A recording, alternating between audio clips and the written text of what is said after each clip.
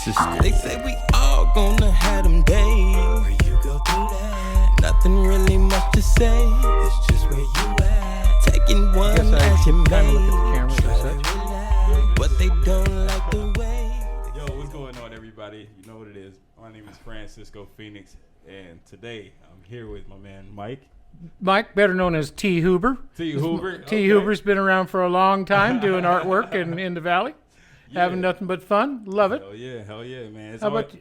Yeah, I mean, it's been ever since I met you. You know, it's been pleasant. You know. Hopefully pleasant. Yeah, very pleasant. That's all I can say. Not tough thing. So, yo, we're doing a quick interview of my man, my buddy Mike. So we're gonna be asking you a few questions. You know, we're at the smokers table right now. So rolling with the Rolling Stoner for everybody out there who knows what's going on. It's time. Yeah. So, Mike, let's go ahead and just jump straight into it and ask, like, what did you do for a living? Like, what did you? Well, actually, for what they paid me for, I was an engineer, and I engineered water and water wells all through Arizona, and mainly in Arizona, from Cave Creek, Carefree, the Boulders, all the Pinnacle Peaks wells, Rio Verdes wells. I worked in that area for probably 15 years before I moved on to other parts of the state, the Grand Canyon, Southern Arizona. It takes a long time to learn your neighborhood. Yeah. What got you into water wells? Like, I was an ag engineer, and water being the number one nutrient, it just sort of fell in the night of my graduation party. A man came in and said, I need an engineer. And I said, here I am. Let's go. So, and I fell in love with it. Oh, okay. I fell in love with it. It's so interesting. Each time you go to a new place, it's a whole new show. Yeah. It's a whole new show. So have you like noticed any like changes from like the time when you were engineering with water wells back then and like now? Like, oh yeah, there's a huge difference in all of the materials, drilling materials, equipment. Everything's now modernized. It's computerized. It's digitized. Used to be when we do a water log, it'd take 3 days. Now it's done in an hour, and we have 3 copies, and it's all digitalized, and it's phenomenal. Mm-hmm. But the problem we're having, or I've noticed, is the universities and stuff are pumping out a lot of guys, but nobody has any experience. They can read the computer, but they can't read the rocks in the field. Never been on the field, They need more time in the field to learn how to correlate everything, and that's why it just takes so long, and very few people stay in that business long enough to really learn what to do. How long would you say that a person should stay in the field? In this field?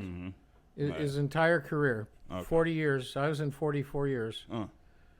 Basically. You know your water, I'm sure. Well, I can find it usually. Hell yeah. There's plenty of water in Arizona. Do not fret. What do you mean by that?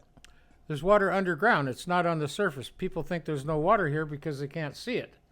They see a few lakes and stuff, but every place between the lake and the river, every place where there's a stream, there's water in the gravel and the sands. In between these big mountain ranges in Phoenix, it's over 1,000 foot deep of sands, gravels, and clays, and it's all full of water. Wow. And it flows out of it, and you can take a certain percentage out of every place.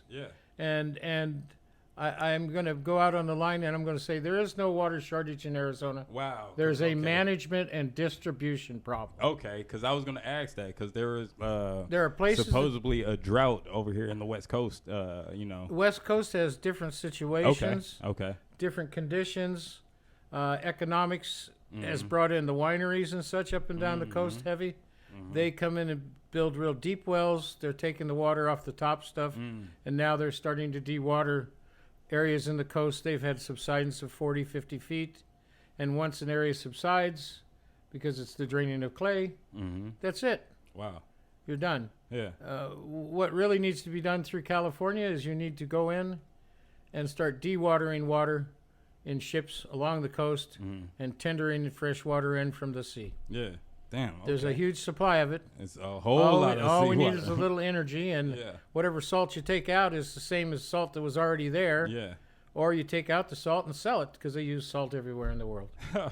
Just people don't. It's about money. Salt, it's all about money. Yeah. Nothing else. Oh my gosh. So yo, Mike, how long have you been here in Arizona? I've lived here since I was 4 years old, and I'm just about 70. Hey, there we go. So I've pretty well seen most everything. Yeah. That Arizona has to, from out by the field I used to live next to on 15th Avenue and such is now the middle of town. Okay. Yeah, it's And- all and changed. Was back then marijuana as prevalent as it is? Like, I mean, I guess not with the dispensaries. From about marijuana really came in being when Vietnam started. Okay. When the first guys started going over there in the 60s, early 60s, 62, 63, 64, that's when it started showing up. And you'd see it here and you'd see it there, although it was always around. Yeah. But it just got more press then. Okay. And then also people are like with me, when I had to sign up for the draft, I was like, well, if I can go shoot people and such, I should be able to smoke a joint. Why can't I smoke a joint? Well, I can't smoke a joint. I can't, but I can go shoot people and the enemy. And I certainly didn't want to do that. And luckily, I had asthma and they didn't take me, or else I would have gone. Yeah. I truly would have served.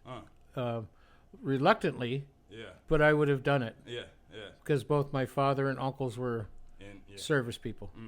I want to kind of ask you a little bit more about that, kind of going into it, but kind of sticking to the times, like I guess more so back then and now. Like, what's like the biggest difference that you've seen from like back then and like today's society? I guess. Okay, back when I was in high school and getting out of high school and all this stuff, the things that you're doing now, just like what I see right in front of you now, was just a concept, a thought that you could have a little camera and a little screen and photograph people and be able to go and edit it and work it out and do things with it. Yeah. That was just theoretical. It didn't exist yet. In a few labs here and there, but nothing like we can do today. I always say we brought you Earth Day and the computer, and now it's up to you guys to take care of it from here on out. True facts. Your generation digital. You've never known analog. You are digital. You're not analog. You're not X. You're not Y. You're not Z. You're not a boomer. Yeah. Boomers are different. Part of the reason your boomers are different, almost everybody was raised by a military man. All of our fathers. And they were tough because things were tough for them. In my neighborhood, the kid next door, his dad was retired military. My dad was military. Across the street, almost everybody was military. And people they did things different. When they told you something to do, it was one time. And then he walked over and knocked you down and said, I'm not going to talk to you again. Yeah. But we got the attention. We got the idea right away, Yeah.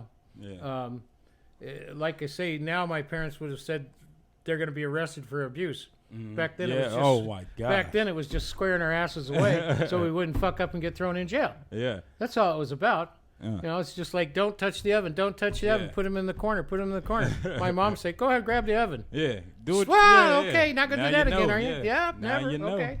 Yeah. Now, it's a little much, but at the same time, that's kind of how we did it, Yeah. And we were whipped and smacked around, and some of us weren't, though, but we all had to deal through it. But everybody being military, so many of our fathers were so worried that we would have the same kind of stuff happening to us. Yeah. And then when we, you have your dad's military and your uncle's a hero and this, that, and the other. And now here comes Vietnam. And everybody's saying, don't like, go. Oh, my. And your parents are like, whoa, we don't know. Yeah. And my mom was a hairdresser, and so she was always talking to people who were losing their kids. Oh, man. And such that were my age. And so, like I said, it was the only time I was ever happy to see I had asthma. Yeah. Oh, my gosh. Yeah. If not, the I one would time, it came into play. It was like, yes. I got out of high school in 68. I would have gone. Yeah. During the toughest times, I think. Damn. So, like, that kind of leads me into this question. Now that you didn't go to Vietnam and everything, what kind of advice would you have for the younger Mike if you were able to go back in time and talk As to not go or go, Mike? or as far as just life advice, more so, like I'd have told people to go back and make sure you know how to read. Make sure you know how to write. Make sure you know how to do your mathematics. Yeah. So that when you go to college, you can do the things you really want to do. The people who have the knowledge have the power to do whatever they want to do, whether it's be a doctor, a lawyer, or a carpenter, or a concrete finisher, or whatever. But if you have the knowledge, then you can do everything. Man, but to do it, and then also, don't sweat the small shit. Mm-hmm. Take care of the big items. Take care of business. I don't mean let shit just fall away. Yeah. It won't take care of itself. The little elves won't come in at night and take care of all the details. But if you're in running the project, you got to make sure everything is taken care of. Yeah. And part of your job is to check to see did they do it right. Yeah. And if they didn't, it's your job to say, fix it. Fix it. Mm-hmm. Our generation, since our old man, when you said do something and you didn't do it and you got knocked down, after you that, had to do it. Yeah. You made sure it got done right. Ain't no not doing it. Like, you know what I mean? Yeah, that's all I said to him. I'm not doing it at all. And the next thing I knew, I was on the ground. Yeah. Not doing it at all. You're not doing it at all now, like for real. But it was better, I think. Hey. You know what? You got a generation now of nothing but worthless panty waste. Oh. You know, calling y'all out. You got a whole bunch of these people who sit around all day long, smoking pot, waiting for their mama to make them a new sandwich while they find a TV remote control. Yeah. And bitch about how they don't have a job and they don't have nothing to do and nobody will hire them and all this bullshit. Well, guess what? When we were 18, 19, and 20, they didn't give you good jobs and you got the shit jobs and you had to have extra jobs and you worked on the weekend and that's what made you go to school and do things right and take care of business. Yeah, make it happen for yourself. It made it a little tougher. But you got to go through when that. Mama wouldn't hand you $100 bill every time you turned around. Oh shit! I guess we're gonna have to make sure we save some money for lunch this week. Yeah, right. Or it's gonna get real hungry, Or you're eating macaroni and cheese for dinner. Yeah. And you got the change out of the ashtray because it's 19 cents. No, see, we learned by a lot of hard knocks. Now the kids, they do races. Everybody gets the same trophy. Nobody gets yelled at. All the competitions. You can't find a job. That's okay. You can stay home with mama. You get an award just for participation award. Oh my gosh, that is bullshit. I agree. I'm like, y'all taking it too far. How do you become a winner if you've never learned to win? Yeah. Or how do you become a lost. loser? How do you learn how? You have to learn how to lose in order to learn how to come back and do it again. Yeah. If you don't lose, now let me tell you what. They painted a stripe on me when I was little to see if I was rolling or walking. I was kind of a round little guy. And so I was no good at basketball. I was no good at track. A stripe on you though, that's I'm never good at any of those kind of things, Yeah. But when it came to going to the shooting range, look out. I'll shoot the turkey eye right out of it every time. Go 100 yards. I'll take your money on the shooting range, the shotgun range. You got a marksman. Okay. I'm a marksman. I've always been I got my marksman Boy Scout. Oh, badge. I mean, all that kind of shit. I mean, I can shoot. Yeah. Now I can't run, but I can shoot. And I shoot competition. I shoot shotgun. I shoot clays and sporting clays. What's your favorite I guess competition more so? I love to shoot in Mexico. Okay. Because Mexico throws live pigeons. Oh shit. Okay. And then they do collect them up and clean them up and they give them to the poor people they fatten them up first. So yeah. They're like little squab. It's like going to the hunting range. Yeah. But there's a lot of betting on it, and there may be 400 or 500 people shooting, and I'm sure. And you got 30 birds to shoot, and then whoever got the top 15 gets to shoot off for a couple days, and there's quite a bit of money sometimes in these things, and trophies and egos, mostly egos. Yeah. I beat you, because in Mexico it's a lot of the ego people that are shooting at the shooting range because the poor people can't afford it. Yeah. In Mexico, you're either very wealthy or very, very poor. It's kind of sad. There's very little middle class, but it's coming. Yeah, it's coming now. Okay, hell yeah. So we kind of touched on life during the draft a little bit, the wars in Vietnam and stuff like that. But how did that make you? Yeah, how did that function? How did you? Yeah. Okay, I'm just going to talk for in general people. Yeah. Okay. deal with that? Like you're people 18 are years old and getting bang, drafted, here you go. yeah. You're out the door. Uh-huh. Okay, there's two things that are going to happen to you now. Yeah. And if you're a healthy young man, you're going to go to Vietnam, The war, yeah. or you're going to be drafted by the Army Yeah. or Navy or Marine Corps, whichever they want. Yeah, whichever They don't field, just yeah. take you for Army. Yeah. They'll take you for Marines that day if they need more Oh Marines. gosh. I don't know if Straight you to knew that the or Marines? Going straight to the Marines? not. Yeah, go Oh. right to the Marine Corps. They go in, guess what? Call home. You're not coming home. Where are you going? Kakalaki, South Carolina to Marine Corps base. Oh man, next week. Oh, Not what? good. Not good. And they didn't even let you off the bus. They're afraid you'd run away. So You basically, gotta you piss got on out the of high bus. school and you signed up for junior college or college, Mm-hmm. and you had one semester, and you had to take 15 hours, had to be a C average, or else you lost your deferment. And then if you lost your deferment, you're gone. Yeah, yeah. You're going to You're the Army. gone. What? So more people went to college in my Oh, yeah. year than I think ever before. Yeah. And you didn't have to go to the big university. You go to the junior college. Mm-hmm. I went to a junior college. It wasn't expensive. It was a couple $100 a semester or something. It was really nothing. Yeah. But it allowed you to go to school. Yeah. The and classes actually, were the like being same. enrolled in school. And Yeah. you also didn't get drafted. Yeah.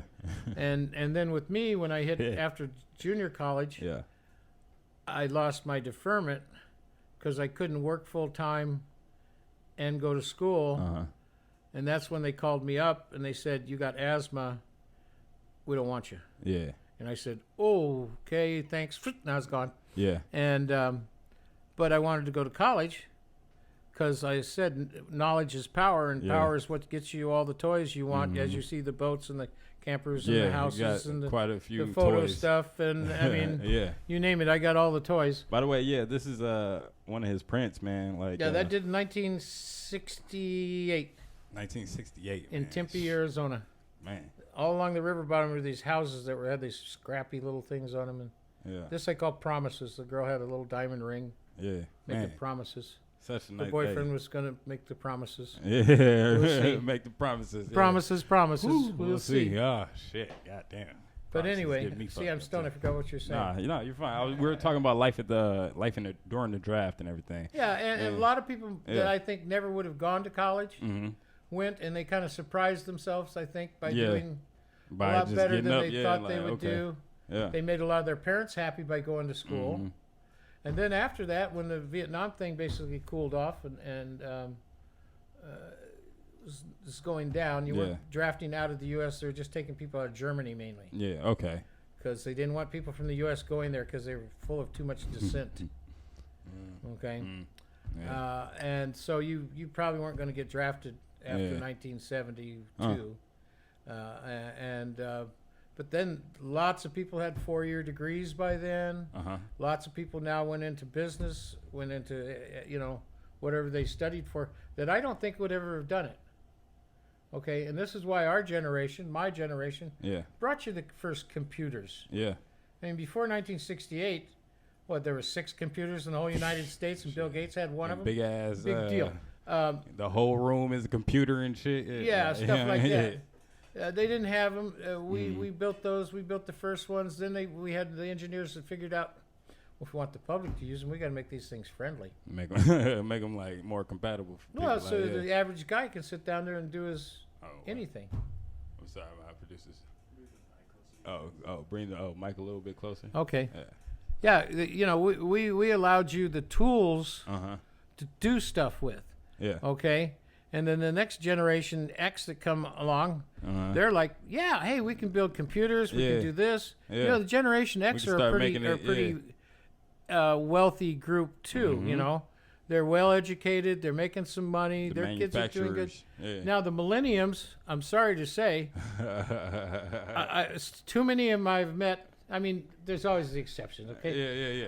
Of course. But just like you guys, Some, but not all. I heard that. for like some. those guys. But Yeah. so many people, and I'm sure you know them, they sit around and they go, well, I can't get an apartment. Yeah. Well, when we got apartments when we were kids, we Yeah. had the most shithole places. Yeah. I mean, they were rat holes, houses you wouldn't even think about going in now. 2 and 3, 4 people would rent the house, Yeah.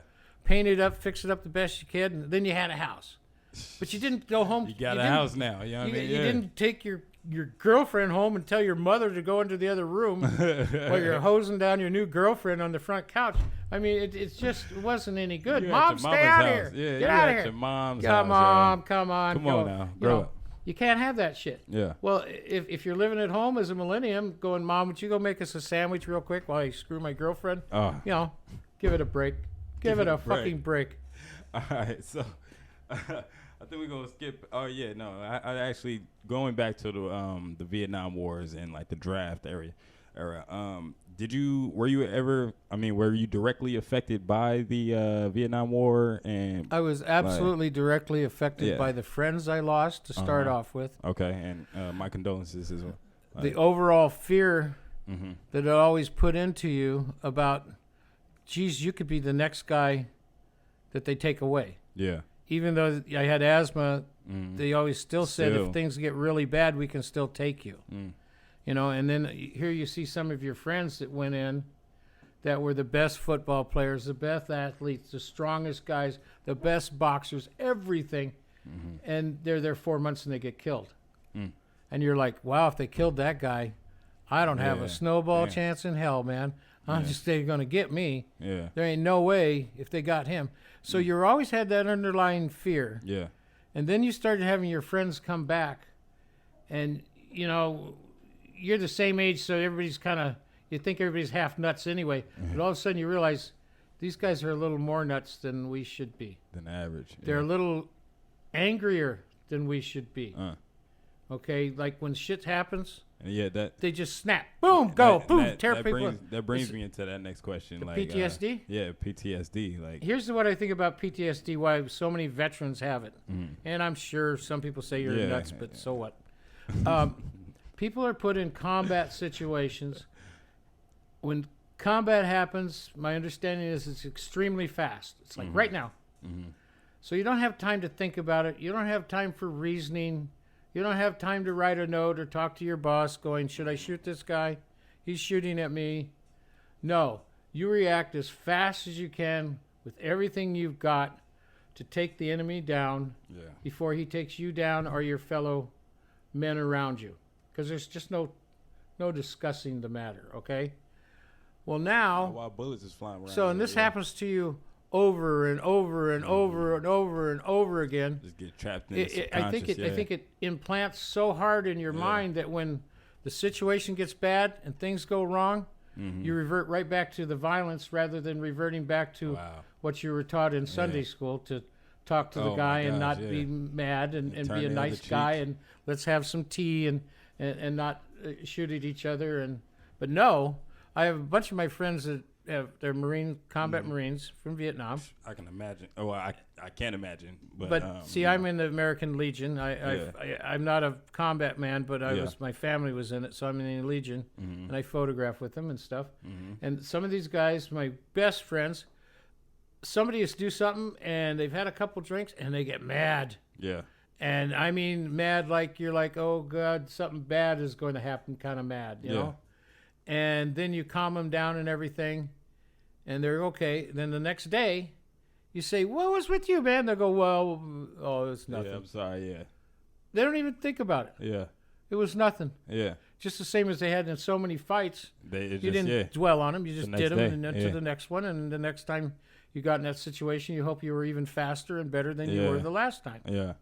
Wow. And taking the enemy out, because that's how you stay alive. Yeah. There's no more negotiation once you're there. Man. And like I said, my dad had PTSD.